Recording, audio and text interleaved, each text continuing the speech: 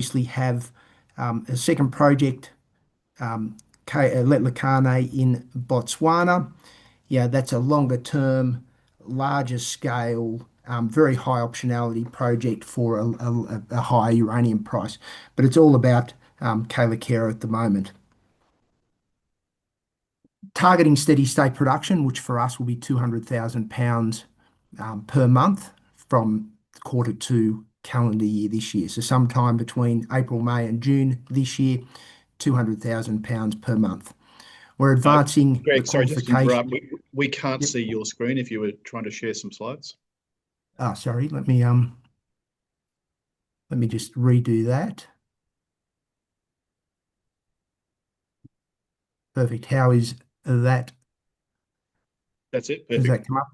Perfect. Got you. Sorry about that. I think there is something going on with the internet connection over here. But as I mentioned, steady state targeting 200,000 pounds per month through April, May, June this year, sometime in the quarter.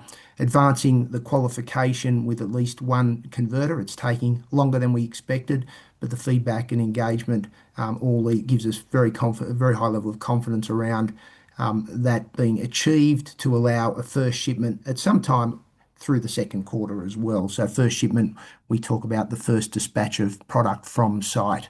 Obviously, then there is the shipping and delivery cycle associated with the uranium industry. Contract book comprises about 35%, 35 to 40% of production for 4 years, base escalated price contracts. We've pulled back from contracting as we hold out for market-linked arrangements. We've seen in recent RFPs considerable resistance to purely market-linked arrangements from the counterparties we're talking to, and we're quite happy now to sit back and wait for market-linked contracts or a significant movement in that term price. Strong equity, strong capital position following a recent capital raise. Pro forma as at December 31 was 143 million Australian dollars. We are using that to fund not only the ramp up, continued improvements around the plant, but there are a range of capital items that we continue to spend on to improve the cost profile and improve the robustness of this operation, and we'll talk about those briefly. And we need to fund what is a typical working capital cycle for these businesses of 4 to 6 months, 5 to 6 months. If we focus on the right-hand side here, commissioning and first product came through September and the fourth quarter last year. We hit the wet season. We've ramped up our mining activity, and we are very confident about the plant's performance and the ability from a throughput and an ultimate product drying and packaging perspective to see through to nameplate steady state production levels in quarter two. Importantly, one of the key capital spend or capital projects is the rebuild of our acid plant. That helps from a reagent cost perspective. Importing sulfur is easier than importing sulfuric acid. That cold commissioning of that plant is underway. We expect hot commissioning and first acid as we go into the second quarter of this calendar year as well. Processing update. We continue to see improved performance through the operation of the plant. We had the reagent issue around the supply of sulfuric acid that we flagged through December, January. We broadened our supply base, which has positioned us well given the current state of affairs. Milling rates, throughput, recovery improvement, all tracking along the profile required to get us to that steady state in the coming months. Product qualification, again, a key step. With our preferred converter, we did receive initial confirmation that we were within their acceptance spec across all of the key elements. We're working with them for them to understand what our target long-term spec will be. Obviously, the first sample we sent them was very early on. It was one of the first batches of production. Things improve from that, and we're targeting finalisation of that in the coming short while. But again, taking a lot longer than we expected, but we don't see any roadblocks or fatal flaws in those discussions. We have swap agreements in place. We have acceptance and conversion agreements in place. So really, it is coming down to agreeing final specs of the product, both initial shipment and longer term. Logistics, um, Dar es Salaam remains the preferred export port, not the war in the Gulf, but certainly port congestion, given the tariff situation that's been evolving over many, many months, has caused shipping lines out of Dar es Salaam to change their delivery points and their ports of call. So that disrupts our opportunity to transship through Singapore. As a backup, we will revert to the way this product was sent to market during its previous operations, and that's through Walvis Bay as a first step. We expect that Dar es Salaam will reopen. So we've worked up both. We have the providers to do both, and we're completing the regulatory transport management plans, etc., for us to be able to pivot between the two.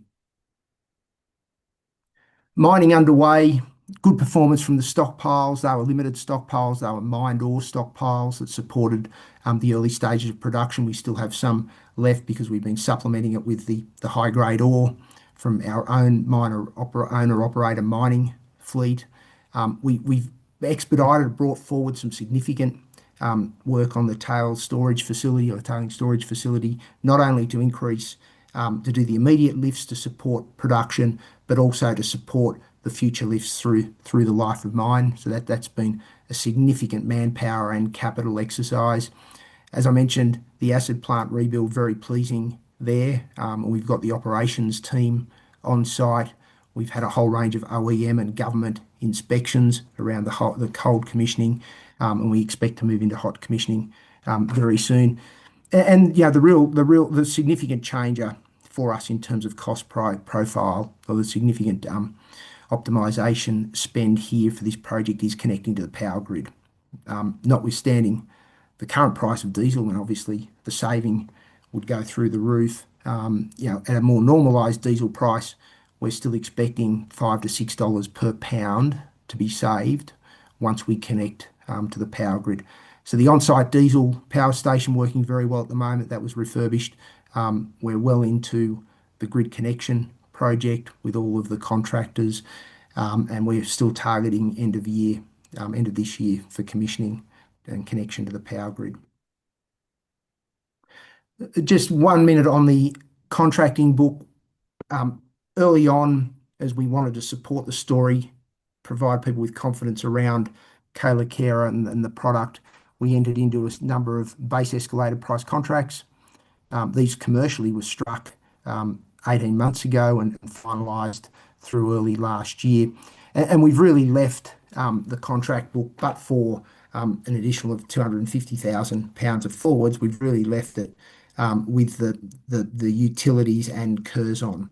So Curzon and PSG are the named parties.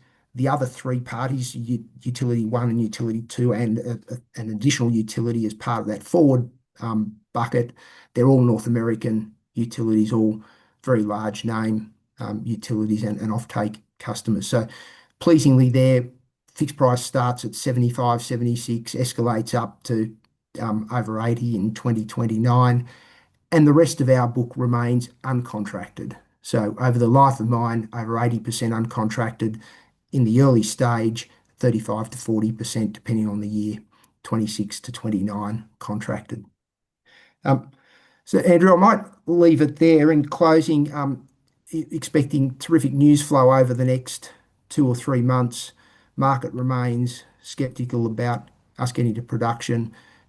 Clearly an outcome with the converter or with a converter will be a big milestone, and then more news around production as we come into Q2.